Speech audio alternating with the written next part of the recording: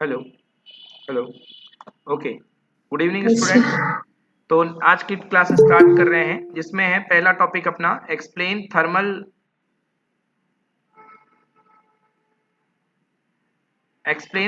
Expansion of solid on the basis of potential energy curve.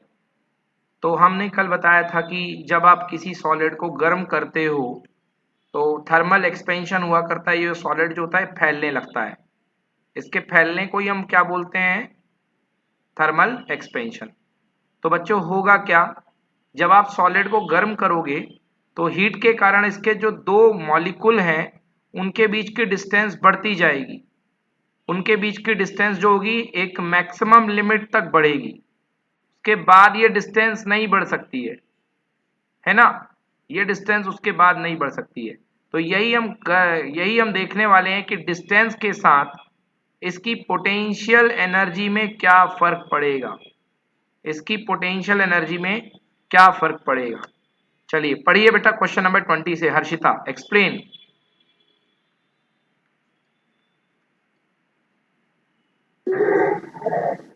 In thermal expansion, the basis of potential energy or thermal expansion is a consequence consequence of the atomic vibration and the asymmetry of a potential energy friction function.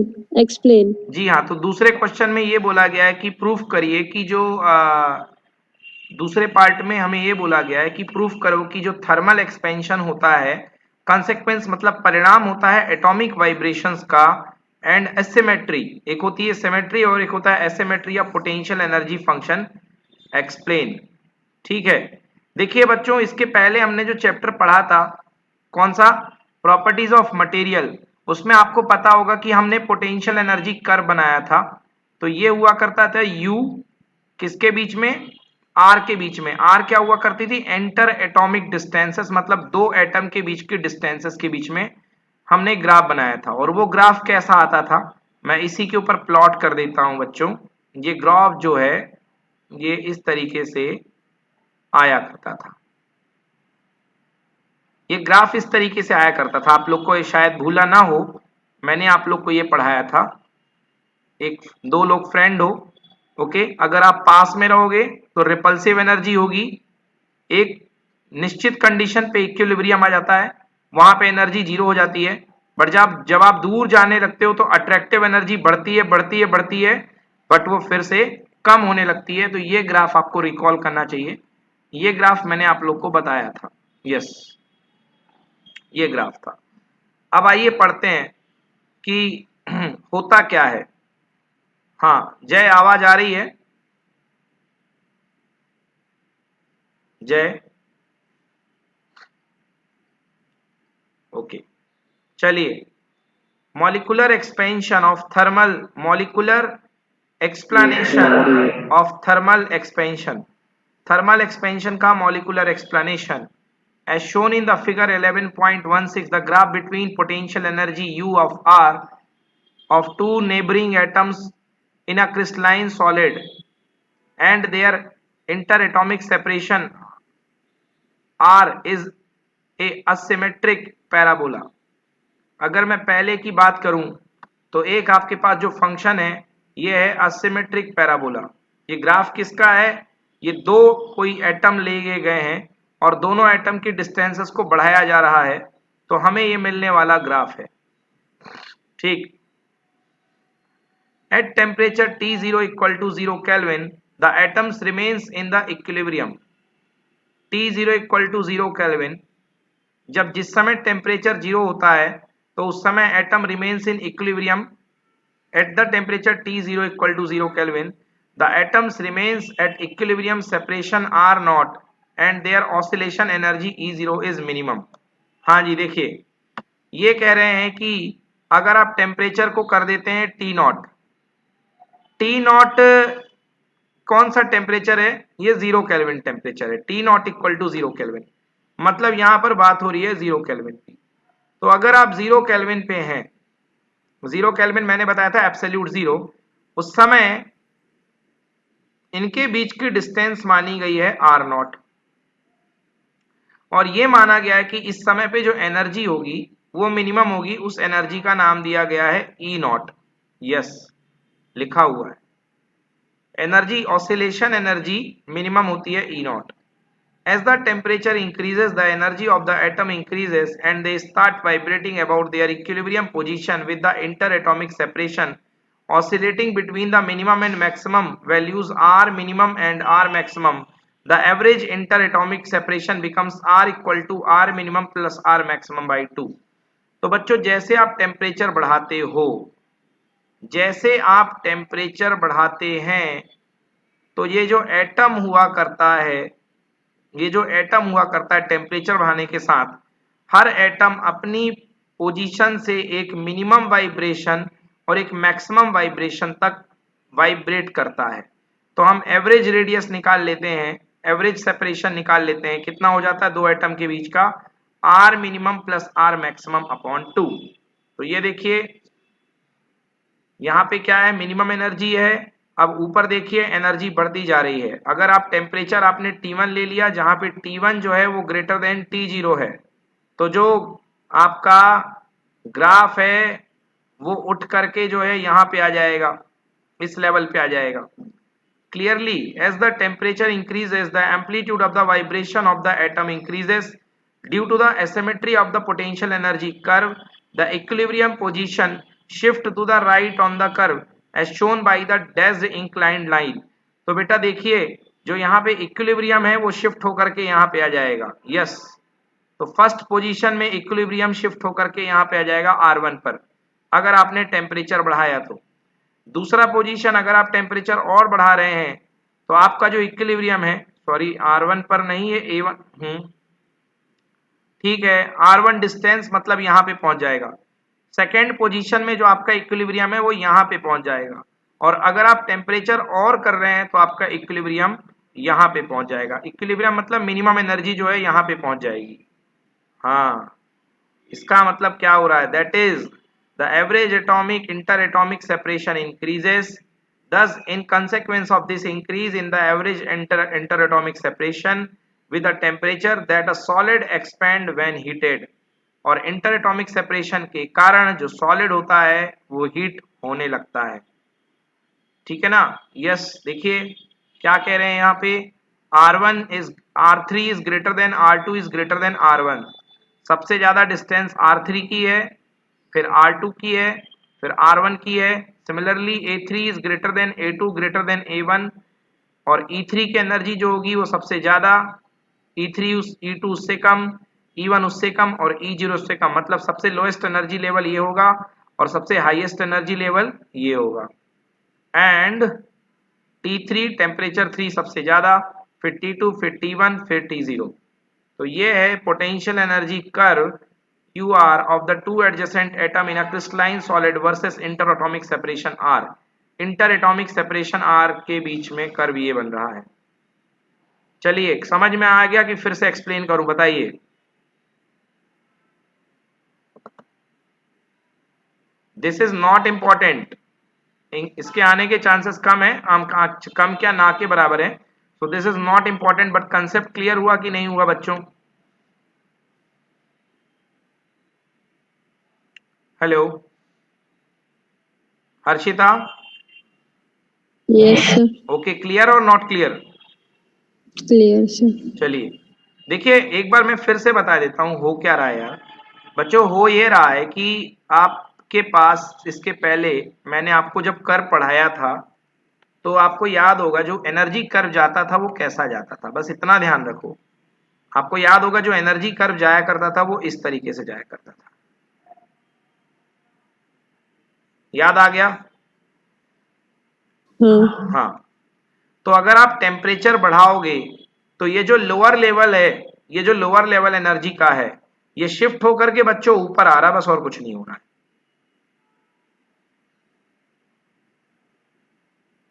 समझ में आया कि नहीं आया?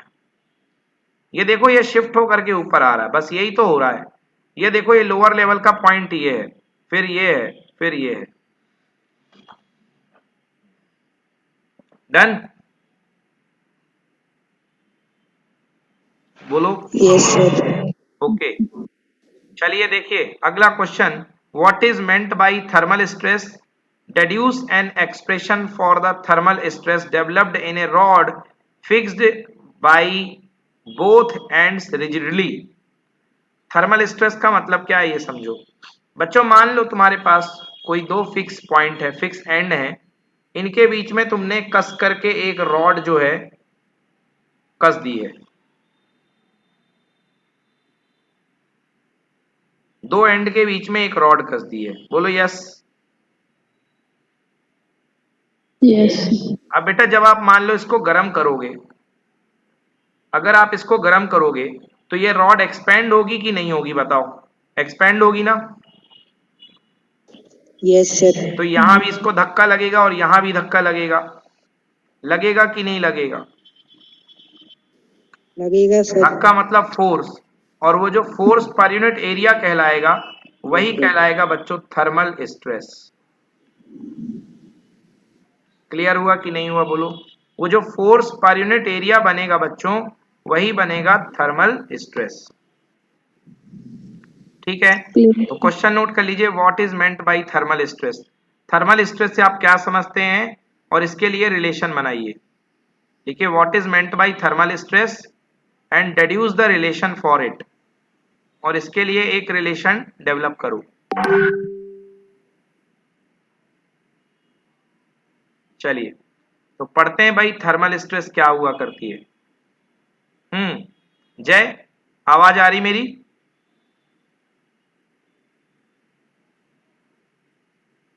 चलिए हर्षिता आप, हाँ आवाज काफी देर में रिप्लाई कर रहे हो जय, आवाज बहुत लेट पहुंच रही क्या?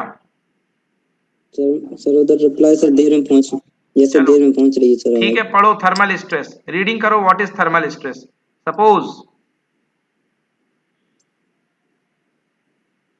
Suppose the thermal expansion of a rod is prevented by fixing both its ends rigidly, then the rod acquires a compressive strain due to external force exerted by the rigid supports at the ends.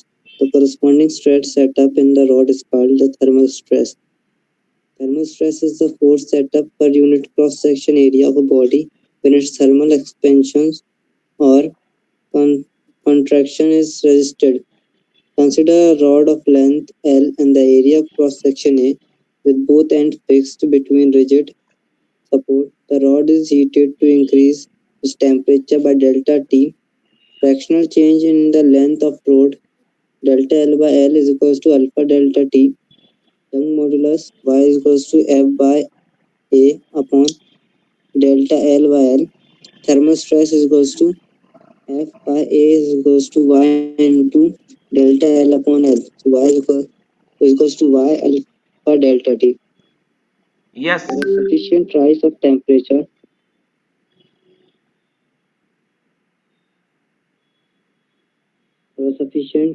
temperature, thermal stress may exceed the plastic limit or even the ultimate strength of the material. In such cases, a provision for thermal expansion must be made while designing any structure.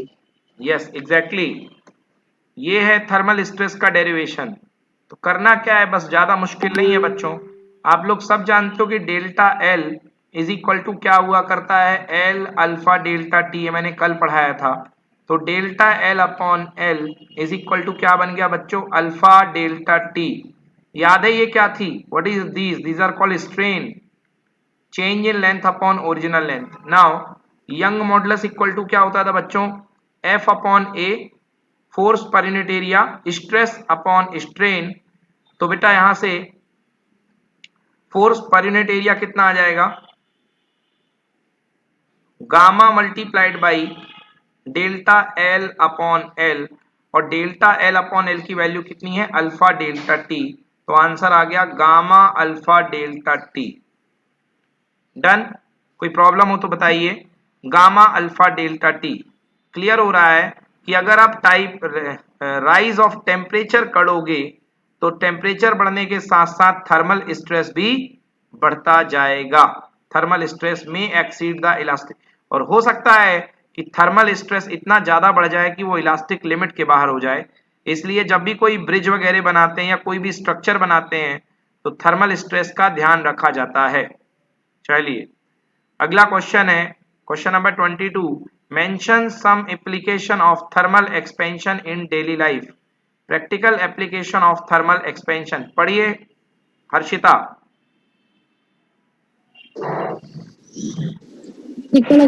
Application of thermal expansion. A small gap is left between iron rails of railway track. The two rails are joined by fish plates. If no gap is left between the rails may be bent due to expansion in summer, and the train may get Derailed. derailed. Second, space is left between the girders used for supporting bridges. This allowed their expansion during summer. Moreover, the ends of the girders are placed on the metal rollers to allow the expansion and the contraction to take place easily with the change of season. Hmm Third, the iron ring to be put on the rim of a cart wheel is always of slightly smaller diameter than that of wheel. When the iron ring is heated to become red hot, it expands and slips on the wheel easily.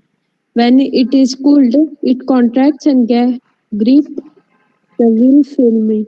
Clock next pendulums are made up of invar. Invar is an alloy. It has an extremely small temperature coefficient of expansion. So, the length of invar pendulum does not change with the change of season and the clock gives almost correct time. Fifth, a glass stopper jammed in the neck of a glass bottle can be removed by warming the neck of the bottle. When the neck of a bottle is slightly warmed, the mouth becomes slightly wider, the stopper becomes loose and come out easily. Sixth, only platinum wire is used for fusing into glass. This is because the coefficient of thermal expansion of platinum is almost the same as that of glass. तो ये है हमारी use, कुछ practical use हैं thermal expansion के जो हम अपनी लाइफ में करते हैं। नेक्स्ट अगला है what do you mean by coefficient of apparent and real expansion of a fluid. Okay, how they are related. बच्चों ये जो क्वेश्चन आया ऊपर अभी, ये कभी कभी 2 मार्क्स के या 1 मार्क्स के आते हैं, तो 1 या 2 मार्क का ये कई बार आ जाता है। अगला क्वेश्चन जो है बच्चों ये नॉट इम्पॉर्टेंट, ये नहीं आएगा, नहीं आता है। पढ़िए what do you mean bye. What do you mean by coefficient of the real expansion of a liquid? How they are related? Yes. What do you mean by Coefficient the of coefficient? What do you mean by coefficient of apparent and the real expansion of a liquid? How they are related? पढ़िए पहला coefficient of apparent expansion. it is defined as the apparent increase in the volume per unit original volume of a 1 degree centigrade rise in the temperature. The coefficient of apparent expansion of the liquid is given by gamma A equals to apparent increase in volume upon original volume into rise in temperature. Okay. तो ये है apparent expansion, apparent increase in volume upon original volume divided by rise in temperature.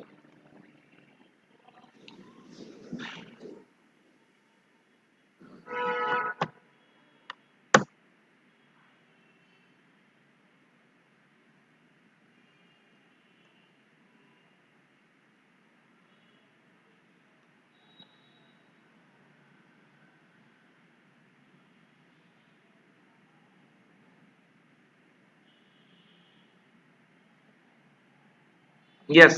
Next पढ़िए coefficient of real expansion. It is defined as the real meet original volume for 1 degree centigrade rise in temperature. The coefficient of real expansion of a liquid is given by gamma R equals to real increase in volume upon original volume into rise in temperature. It can be proved that gamma R equals to gamma A plus gamma G, where gamma G is the coefficient of cubical expansion of glass material of the container. Yes, gamma real equal to gamma apparent plus gamma G. Gamma glass मतलब cubical expansion of the material. G for glass. Glass की जगह कुछ भी हो सकता है. Next पढ़िए. How does the density of a solid or a liquid vary with the temperature? Show that its variation with temperature is given by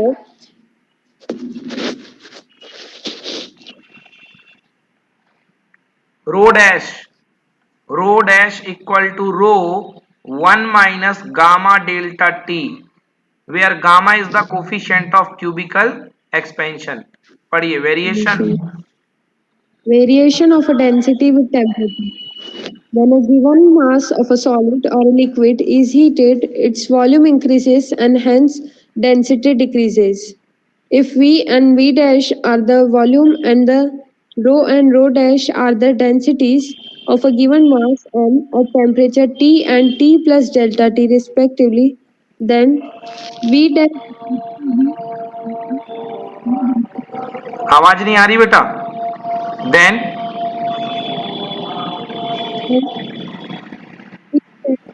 V1 plus रुक जाइए. यस देखिए मैं पढ़ देता हूं. Variation of density with temperature. When a given mass of solid और liquid is heated, its volume increases and hence density decreases. If V and V dash are the volume and rho dash are the densities of a given mass at temperature T and T plus delta T respectively, then new volume V dash equal to V plus 1 gamma delta T. Now नए volume को आप क्या लिख सकते हो? Mass upon density का dash, because mass same होगा. Old volume equal to m by rho 1 plus gamma delta T. Mass से मास कैंसिल कर दीजिए. क्या बन जाएगा देखिए. आपके पास बन जाएगा रो डैश ऊपर आ जाएगा तो यहाँ रो डैश इक्वल्स टू ऊपर चला जाएगा रो, नीचे आएगा 1 प्लस गामा डेल्टा टी. तो ये बन जाएगा rho dash equal to rho 1 plus gamma delta T की पावर -1. ये -1 यहाँ पे आ जाएगी तो ये वाला जो टर्म है ये हो जाएगा माइनस. तो बाइनोमियल थ्योरम से rho dash equal to 1 minus gamma delta T.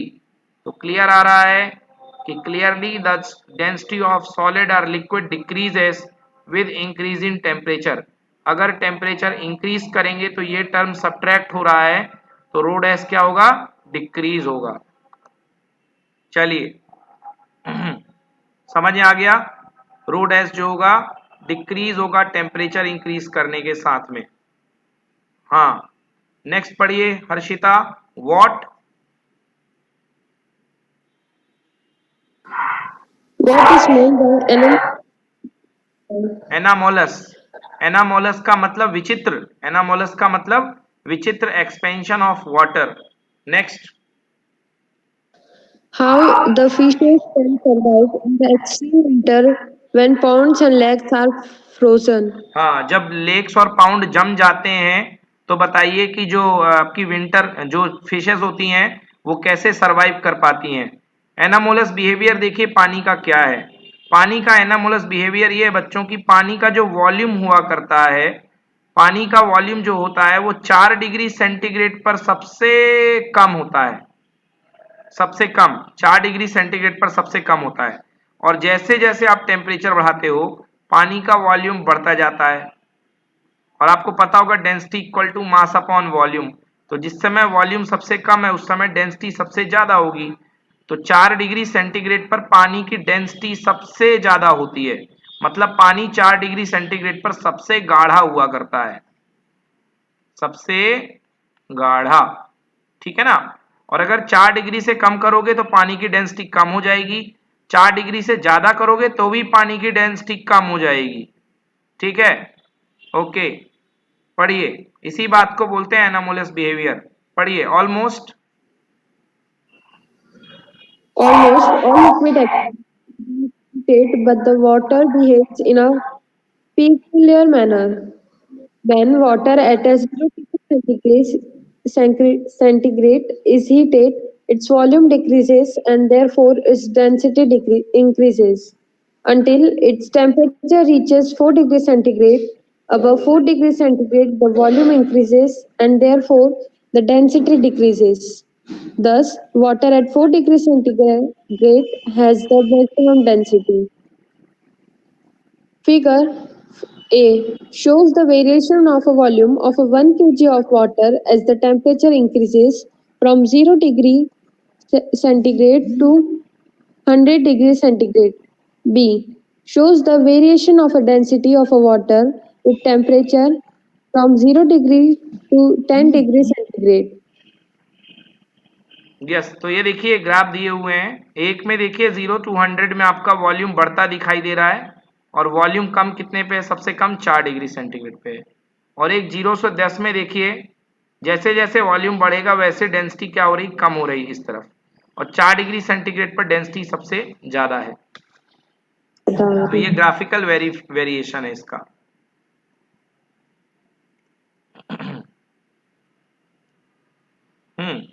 पढ़िए, practical importance. Practical importance of anomalous expansion of water. The anomalous expansion of water has a favorable effect on the aquatic life, since the temperature of water at 4 degrees centigrade, water at the bottom of the lake remains at 4 degrees centigrade. Even if it freezes at the top surface, this allows fish and the other marine animal to remain alive and move freely near the bottom. If water did not have this property, lakes and the ponds would freeze from the bottom, which would destroy the entire aquatic animal and plant life. Yes, ठीक है ना। तो भले ही ऊपर temperature होता है, ठीक है ना, भले ऊपर आइस बन जाती है, तो आइस बन गई ऊपर 1 degree centigrade, 2 degree centigrade, 3 degree centigrade, but नीचे का टेम्परेचर कम होने के बावजूद यहाँ पे डेंसिटी हाईएस्ट हो जाती है ना, इसलिए ये चीज जमती नहीं है। चलिए, अब बच्चों अब यहाँ से ये कई बार क्वेश्चन आ सकता है कि ये क्यों होता है ना, एक्वेटिक लाइफ वाला। The anomalous expansion of water has a favourable effect on the aquatic life since the density of the water is maximum at 4 degree centigrade, water at the bottom of the lake remains 4 degree centigrade even if it freezes at the top surface। भले ही 4 degree centigrade पे ऊपर 1 degree centigrade पे ऊपर जम जाता है, क्यों? क्योंकि ऊपर की डेंसिटी कम है, मगर नीचे का टेम्परेचर और ज्यादा कम होने के बाद भी ये नीचे नहीं जमता, नीचे नहीं जमेगा। क्यों नहीं जमेगा? क्योंकि नीचे की डेंसिटी ज्यादा है, नीचे की डेंसिटी ज्यादा है, और डेंसिटी ज्यादा होने के कारण ये नहीं जमता। तो जो मॉलिक्यूल होते हैं जो अंदर जो एक्वेटिक एनिमल्स होते हैं वो फ्रीली घूमते रहते हैं, ऊपर नहीं जा पाते, नीचे घूमते रहते हैं। चलिए, अब यहां से बहुत इंपॉर्टेंट, ये श्योर फॉर एग्जाम है बच्चों, अगला टॉपिक जो बता रहा हूं एग्जाम में आएगा, what is this specific heat. Exam में पक्का आएगा और आप यही पूछ रहे थे जय कि स्पेसिफिक हीट क्या होती है। पढ़िए, define the term specific heat and molar specific heat, give their CGS and SI unit. पढ़िए Harshita, answer. Specific heat may be defined of a heat required is the temperature of unit mass of बेटा the एक minute substance. रुक जाइए, आपका आवाज lag हो रही है और इंपॉर्टेंट टॉपिक है, मैं पढ़ देता हूँ। The specific heat of a substance may be defined as the amount of heat required to raise the temperature of unit mass of substance through 1 degree. Yes, 1 degree से बढ़ाने के लिए जितनी हीट की जरूरत होती है उसको बोलते हैं specific heat. It depend the nature of the substance and its temperature. कितने टेम्परेचर से बढ़ाया गया है इस पे डिपेंड करती है और नेचर ऑफ द सब्सटेंस पे डिपेंड करती है।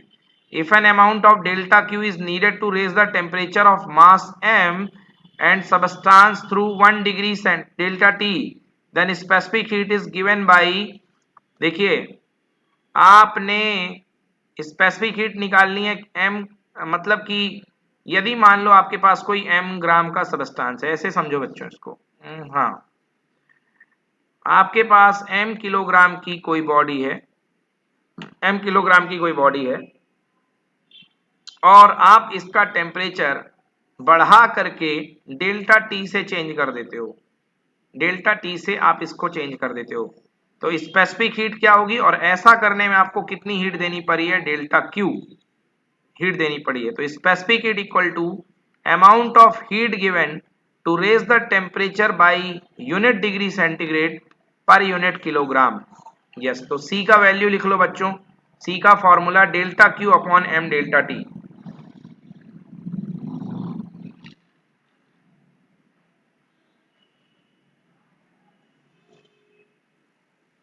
ठीक है, ठीक है। CGS unit in specific heat equal to gram per degree centigrade and the SI unit जो होती है वो होती है जूल पर किलोग्राम पर केल्विन। SI यूनिट जूल पर किलोग्राम पर kelvin. Okay, so clearly the amount of heat required to raise the temperature of mass m by substance through delta T is equal to delta Q जो होगा, यहाँ से इसको इधर ले आओ, क्या हो जाएगा, delta Q equal to m into specific heat into delta T। ये स्पेसिफिक हीट है, तो ज्यादातर जो इसका फॉर्मूला लगेगा बच्चों ये वाला, ये किसके लिए लगेगा, ये सॉलिड के लिए लगेगा, लिक्विड के लिए लगेगा, क्योंकि ग्राम में सॉलिड और लिक्विड ज्यादातर सॉलिड मिल जाएगा आपको। Delta Q equal to M into C into delta T. Next बात करते हैं मोलर स्पेसिफिक हीट की। चलिए पढ़िए molar specific heat. The molar specific heat, मैं पढ़ता हूं। The molar specific heat of a substance is defined as the amount of heat required to raise the temperature of 1 mole of the substance through 1 degree। हाँ, तो यहाँ पे 1 ग्राम की जगह 1 मोल आ जाएगा, 1 मोल। वहां पे क्या आ रहा था, देखिए वहां पे आ रहा था यूनिट मास, यहाँ पे आ गया यूनिट मोल। 1 मोल यानी कि unit mole of a substance through 1 degree. It depends on the nature of the substance and its temperature. ये सब्सटेंस के नेचर और उसके टेम्परेचर पर डिपेंड करता है। हाँ, तो पिछला फॉर्मूला हमने क्या देखा, delta is equal to delta Q C equal to delta Q upon M delta T. तो ये पर यूनिट मास था, अब पर यूनिट मोल करना, तो यहाँ पे क्या आ जाएगा, अपॉन एन। एन मतलब number of mole. If amount of heat Q is required to rise the temperature of the n moles of a substance through delta T, then molar specific heat is given by C equals to delta Q upon n delta T. The CGS unit of the molar specific heat is calorie per mole per degree centigrade and SI unit is joule per mole per Kelvin. Therefore, the amount of heat required to raise the temperature of n moles of substance through delta T is delta Q is equal to n C delta T, where n is the number of moles. Screenshot ले लो, वैसे भेजूंगा अभी, बताओ क्या problem आ रही है।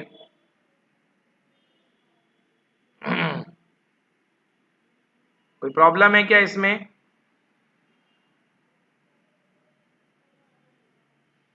Hello बच्चों, यार क्वेश्चन एराइज करो, कहीं पर दिक्कत आ रही तो। ठीक है यहां तक हर्षिता, delta Q equal to N C delta T.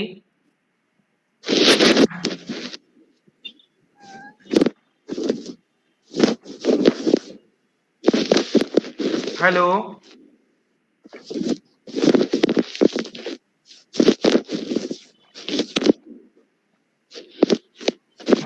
Yes Harshita reply कर दो। जय बताओ कहां पे एक्सप्लेन करूं।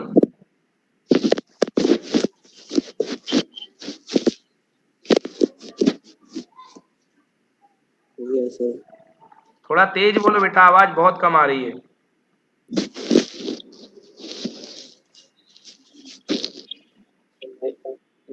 आवाज बिल्कुल नहीं आ रही जय आपकी।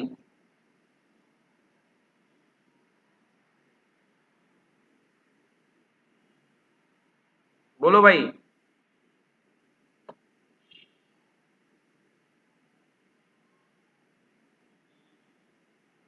चलिए,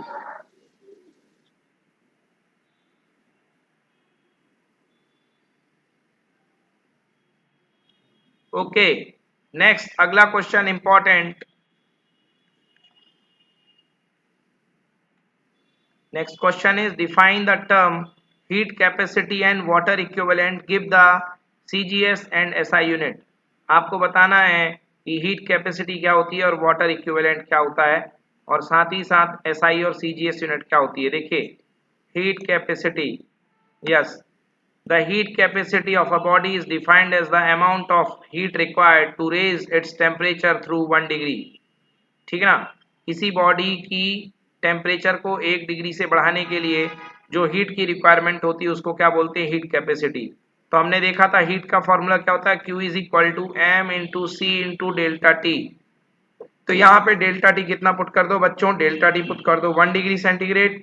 तो अगर 1 डिग्री से आप चेंज कर रहे हो टेम्परेचर को, तो जो हीट की रिक्वायरमेंट होगी उस समय डेल्टा क्यू को क्या बोलोगे, हीट कैपेसिटी, जिसको एस से शो करते हैं, और एस की वैल्यू किसके इक्वल आ रही है, एम इंटू सी के। सो हीट कैपेसिटी होती है M into C. By definition the amount of heat required to raise the temperature by unit mass of, raise the temperature of unit mass of body equal to specific heat C। okay,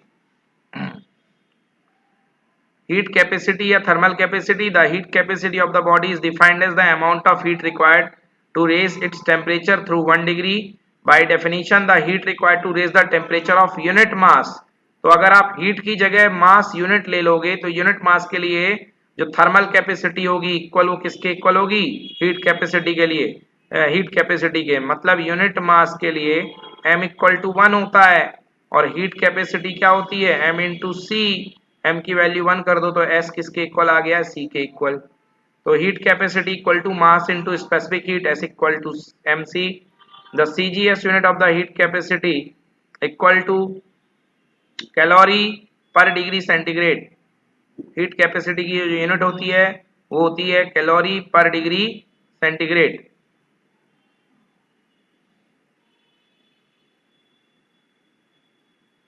calorie per degree centigrade. Okay, क्यों हो गई, देखो Q equal to है MC निकालना है, तो Q के नीचे क्या देना पड़ेगा, डेल्टा T। तो कैलोरी पर डिग्री सेंटीग्रेड इसकी CGS यूनिट हो जाएगी, और SI यूनिट बन जाएगी जूल पर kelvin. Next is water equivalent. The water equivalent of a body is defined as the mass of the water which require the same amount of heat as required by the given body for the same rise in temperature। तो water equivalent किसके equal होता है, mass into specific heat के, या water equivalent equal to होता है m into c। The CGS unit of the water equivalent is g and SI unit is kilogram. मतलब वो वाटर की वो मास जो सेम अमाउंट ऑफ हीट ले सके। The water equivalent of a body is defined as the mass of the water which require the same amount of heat as required by the given body for the same rise time in temperature। Okay, water का वो मास जो same temperature ले सके, वो मास जो same temperature ले सके उसको बोलते हैं अपन वाटर इक्विवेलेंट। यस, तो वाटर इक्विवेलेंट होता है mass into specific heat, W equal to m into C. तो बच्चों ये तीन चीज बहुत इंपॉर्टेंट है, एक तो स्पेसिफिक हीट, दूसरी मोलर स्पेसिफिक हीट, और तीसरा अपना heat capacity and thermal capacity और वाटर इक्विवेलेंट। इसकी डेफिनेशन 1 मार्क्स 2 मार्क्स की आती है। ठीक है, वाटर इक्विवेलेंट का फॉर्मूला लिख लो, W equal to m into C. अगला क्वेश्चन है व्हाट इज कैलोरीमेट्री। यस बेटा, ग्रुप पर ये सेंड कर यस ये सेंड करूंगा ना मैं, just now after the class send कर दूंगा मैं। कोई क्वेश्चन है क्या आप लोग का इस पे, हर्ष? No, sir. नहीं है। चलिए देखिए नेक्स्ट क्वेश्चन है, what is calorimetry, state the principle of calorimetry. Calorimetry क्या होती है? The branch of physics which deal with the measurement of heat. अभी तक हम क्या कर रहे थे? Measurement of temperature. टेम्परेचरमेंट के मेजरमेंट की ब्रांच को अपन ने कहा था थर्मोमीट्री। अब हीट के मेजरमेंट की ब्रांच को अपन क्या बोलेंगे? कैलोरीमेट्री, है ना। तो branch of physics that deal with the measurement of heat is called calorimetry. अब चलिए प्रिंसिपल ऑफ कैलोरीमेट्री और द लॉ ऑफ मिक्सचर, तो इसी को बोलते हैं प्रिंसिपल ऑफ कैलोरीमेट्री या लॉ ऑफ मिक्सचर।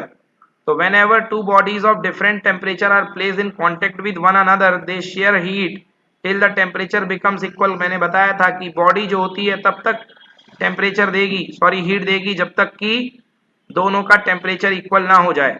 तो the principle of calorimetry states that the heat gained by the cold body must be equal to the heat lost by the hot body provided there is no exchange of heat with the surrounding. अगर आजू बाजू में कोई heat नहीं दी गई है तो gain की गई हीट जो है लॉस्ट की गई हीट के इक्वल होगी। इसको बोलते हैं प्रिंसिपल ऑफ कैलोरीमेट्री।